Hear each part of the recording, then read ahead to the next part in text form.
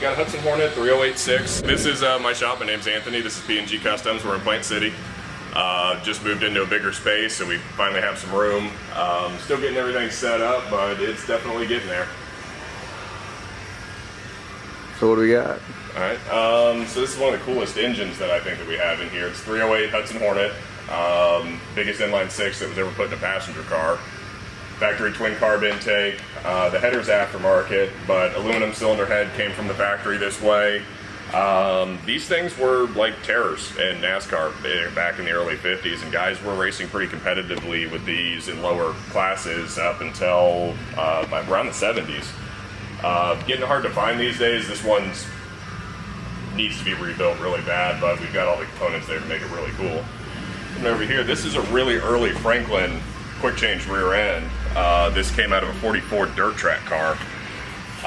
The axle tubes are unfortunately bent, but this is like 1959, 1960 vintage. They didn't make them very long. The thing weighs a ton. It's made out of a 3/4 ton Ford Model A truck axle that they cut, arc welded, all that, and this is all steel and cast iron on here that somebody just painted to look like aluminum. Moving around up here, we got this really nice Chevelle. Belongs to the owner of Fancy Farms in Plant City. One of the fun things about this, the shifter knob is strawberry. Oh, that is great. Yeah, that's awesome. That's fantastic. It's a gorgeous car. It is. Yeah, the paint job, the lighting doesn't do it justice, but that's two different House of Color candy pearls mixed together. It looks like you're staring into the sun when it's cleaned up and out in the light. It's got a 540 cubic inch Merlin crate engine in it. It's in here just getting some freshen up work done, go through the carburetor, get some of the stuff cleaned up, and just update some of the systems.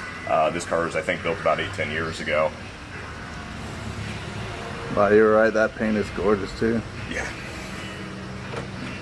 Behind that, we've got a 54 Chevy 3/4 ton panel delivery. Belongs to a guy who owns a comic book store over in Tampa, Temple Terrace area. It's his name on the side there. This started out in New Jersey as a paddy wagon. Very cool history on it, and it's been updated a little bit over the years. Nothing real major. It's got a 230 inline six Chevy engine in it, and we're putting a small block 350 V8 in it. The aluminum radiator is actually sitting there behind it that we're going in with it as well, because that's all original on it. But he's wanted to make it a really good driver, use it for advertising for his business, and just get the thing back on the road, because he hasn't unfortunately been able to drive very much.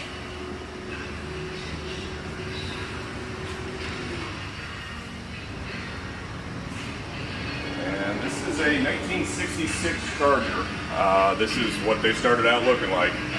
Not a super popular body style, but they're coming up in price and desirability just because the 68 through 70 models are getting so hard to find and getting so expensive. This one's got a 361 big block in it. Doesn't make a lot of power. It's kind of a resto mod. Disc brake conversion on the front, vented air system, aftermarket intake and carb. Nothing real radical, just a really good driver. And the one next to it here, this is a 72 Nova. It's one of my favorite ones that we have in the shop. I've always loved these cars since I was in high school. It is a real SS car. The engine's unfortunately not original. It's got a 327 in it. It's coming in for, just kind of like the rest of them, some updating. We've already gone through the suspension, new polyurethane bushings, ball joints, tie rod ends. He's wanting to do some resto mod work to it. Some LED lights on the inside, up underneath the dash, get some gauges wired in, everything, just kind of making it a good driver as well. We've got the 69 Vet. Really cool car. It looks like it's spent its life getting run as a Corvette, so needs some work, but it's getting there. We just finished doing a set of Coney shocks on it, as well as tie rod ends, and the owner's wanting to again, be able to drive it and enjoy it. So we're possibly going to be doing a 700R4 swap, just kind of updating some of the systems and make it a very reliable driver. 74 Nova, a little bit different of a body style from the 72. Very, very clean car. The underside of this looks just as good as the top side. We put a full Flowmaster exhaust system on this, ceramic coated headers, 2.5-inch exhaust, one of the American Thunder series exhaust systems. Did a little bit of tuning work. It needed some work inside the dash and in the steering column. So this one's just kind of making an already nice car a little bit better.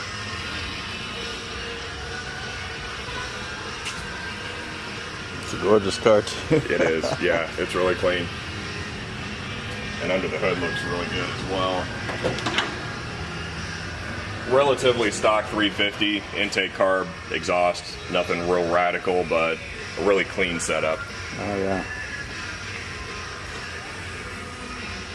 And one behind it here. This is a 73 Charger. This body style started in 1971. It was considered a fuselage body style is how they marketed it. It was kind of designed to look like an airplane.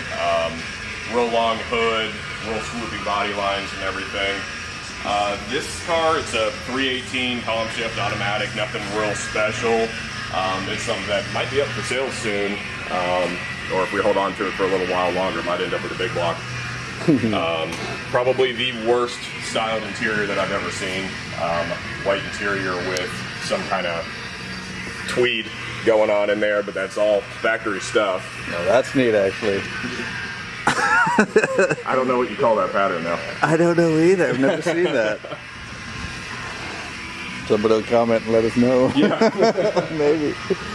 This is 69 F100 long bed. It's not a camper special, but it has the camper special bed. It's got this little toolbox area on the side of it that was a camper special deal. This one's going to be a pretty decent resto mod. It's getting a later model roller 302, 4-speed overdrive AOD. It's going to be a bit of a show truck, but quite a bit of a driver when it's all said and done. And this Cutlass T-top car, this one's going to be a lot of fun. This is getting a 6L LS turbo swap. The guy's wanting to kind of do a pro touring type vibe with it. He wants it to be able to do okay in a straight line. He wants it to be able to handle pretty respectively. And he knows that it's not going to do all of it good, but a lot of frame reinforcing on this, a lot of suspension tweaks and changes.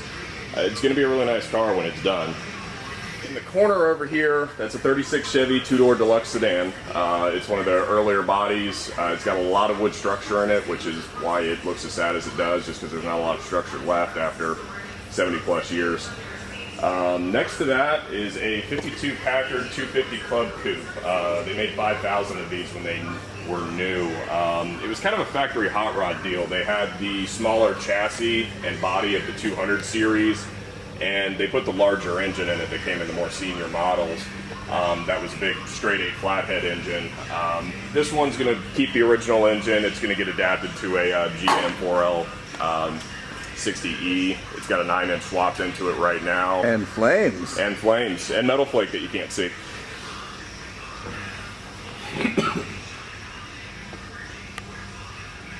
Yeah, we kind of got it.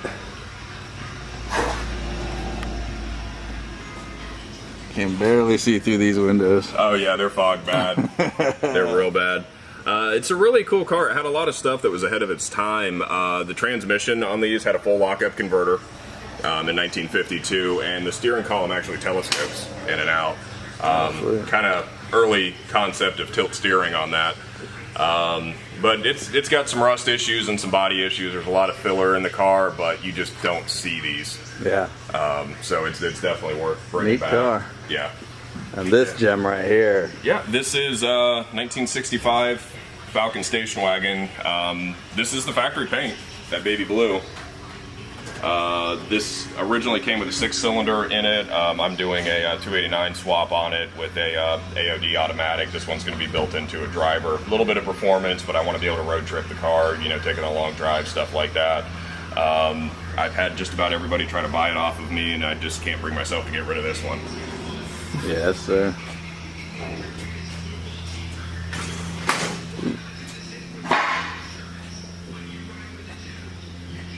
And that's the original steering column with a Ranger steering wheel on it. Neat. Next to that, 69 Mustang Coupe.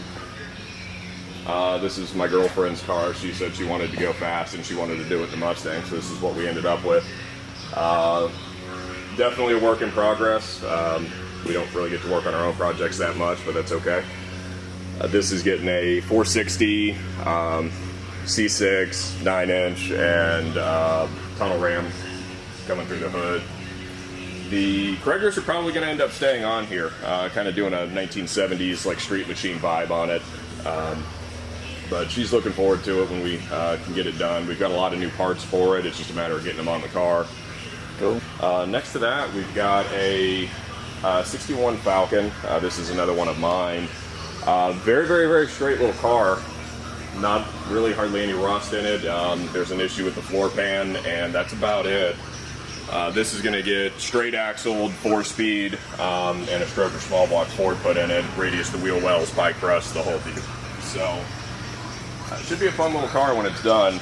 It doesn't weigh anything. I think these are about 2,700 pounds, and we'll be adding a little bit of weight to it, but not a whole lot. Cool.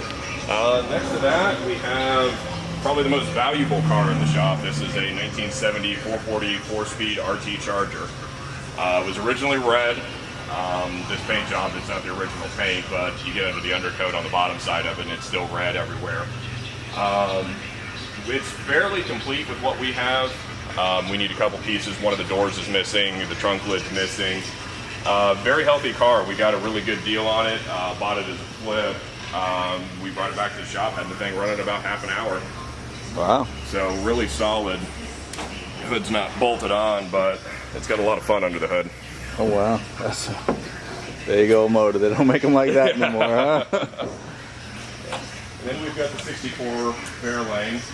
This is something we picked up at the Street Rod Nationals this past show that they had. Somebody started doing a resto mod on it, and they wanted to, I guess, go with like a rat rod vibe. They painted all the trim, the bumpers, and everything, and they kind of scuffed the paint on it, and then clear coated over it, just trying to give it a weathered look. It's going to end up getting painted red. The interior is going to be staying in it. It's just going to get modernized a little bit more. It's already got an AOD in it. Pretty solid car. We picked this up out of Zephyr Hills when we took delivery of it. It drove back, no problems. Great driving little car. Pretty. Yeah. And then that's the same as that one. I don't know if you... Yeah, that's a good looking car. Yeah. That one's black on black, and it's got the 383 in it instead of the 361, so Yeah. It's got a lot more power. That front end is just, they don't make them like that. Yeah. That's just awesome. And it's really cool, the flip open headlights and everything on something that's that early is just a really neat little thing. Yeah, I like them. That's just cool. Yeah. And then we've got, this is a 71 Chevelle. The front end's not correct to the car, and this is a real factory GM SS hood. Unfortunately, the car's not an SS. It came out of Puerto Rico. The body's pretty rough on it, but it's got a lot of good stuff happening under the hood. Oh wow, that's neat. So this is getting some updating as well. Frame looks perfect. It's clean. Yeah, the frame is very clean on this one. Very fortunate for that. But he's got some wiring issues. He wants to update the rear end, put some better gears in it, vintage air, and he's considering putting some nitrous on it. So we'll see how that goes. Sweet. Well, thanks, Anthony. Yeah, not a problem. Appreciate you stopping by.